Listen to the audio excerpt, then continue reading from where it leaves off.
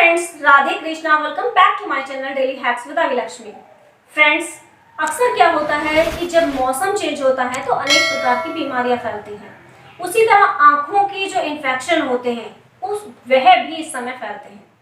आंखों से जुड़ी हुई प्रॉब्लम्स काफ़ी ज़्यादा इस समय देखने में आती हैं, जैसे आंखों में जलन, आंखों में खुजली, आंखों का रेडिश होना, और जिसे हम कहते हैं आंखें भी आ जाती हैं, आम भाषा में कहते हैं आई फ्लू और कंजक्टिवाइटिस जिसे बोला जाता है।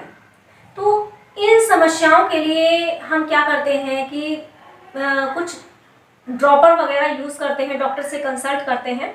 तो सबसे पहले तो हम इस तरह की जो समस्या है वह होती क्यों है उस पर हम विचार कर लेते हैं कि कई बार क्या होता है कि हमारे जो हाथ होते हैं वह सभी प्रकार के जो कीटाणुओं के वाहक होते हैं, क्योंकि जब हमारे हाथ हम ना चाहते हुए भी हमारे हाथ आंखों में पहुंच ही जाते हैं, तो कई बार गंदगी लगे हुए हाथ जब हमारी आंखों में जाते हैं तो उसके कारण भी ऐसा हो जाता है। और कई बार धूल मिट्टी धूलकण इस तरह के वातावरण में जो है उसके कारण भी ये हो जाता है।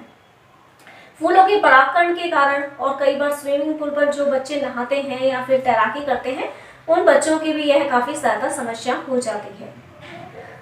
अब जिनके यह हो जाता है आई फ्लू या फिर जिसे हम कहते हैं कंजक्टिवाइटिस हो जाता है, तो वह उसे क्या करना चाहिए? तो ऐसे स्थिति में उन्हें, क्योंकि आंखें रेडिश हो जाती हैं इसमें, और अक्सर ये कहा जाता है कि यह एक संक्रामक रोग होता है कि छूत की बीमारी होती है, जिसे यह एक दूसरे की आंखों में यानी कि आंखों में देखने से यह बीमारी हो जाती है। तो ऐसे में जो जिसकी हो जाता है यह, उसे ग्लासेस पहनकर रखने चाहिए। क्यों पहनकर रखने चाहिए?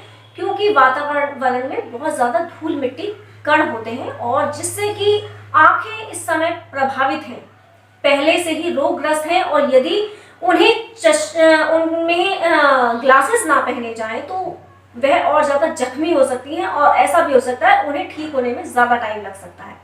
इसलिए कोशिश यही करें कि ग्लासेस पहनकर रखें, किसी भी प्रकार की धूल मिट्टी धूलकण वगैरह आंखों में ना जाए। अब दूसरी बात यह है आंखों को बिल्कुल साफ रखना।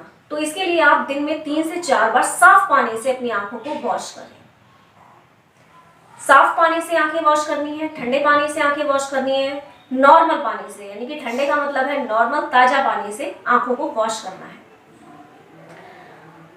अब उनकी आंखों की जो सिकाई करनी है वह गर्म और ठंडा सेक आंखों को देना है। गर्म और ठंडा सेक कैसे देंगे हम आंखों को?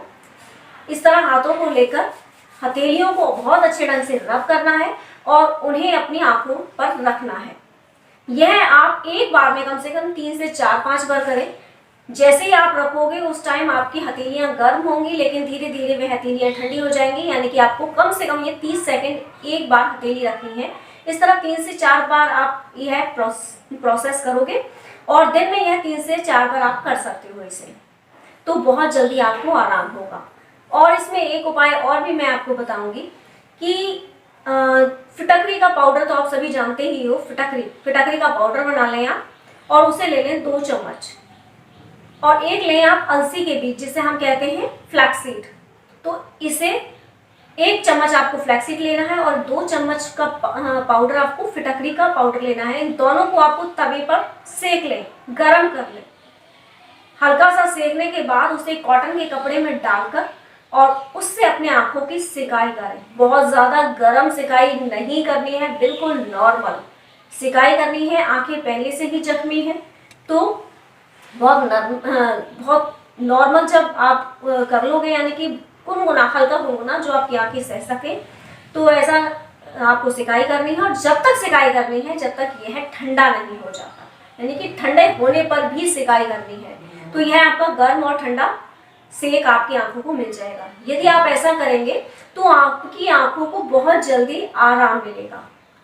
और लेकिन यदि एक बात और भी ध्यान रखें, यदि आपको यह महसूस होता है कि आपके यह जो कंजक्टिवाइटिस है आप लगभग 10 से 12 दिन से ऊपर टाइम लग चुका है, तो आप डॉक्टर को ज़रूर कंसल्ट कर लें, क्योंकि आंखों का मामला है और आंखों के लिए डॉक्टर से कंसल्ट कर सकते हैं आप। 10 से 12 दिन हो जाए तो ज़रूर मैं यही कहूँगी, आपको यही सलाह देना चाहूँगी।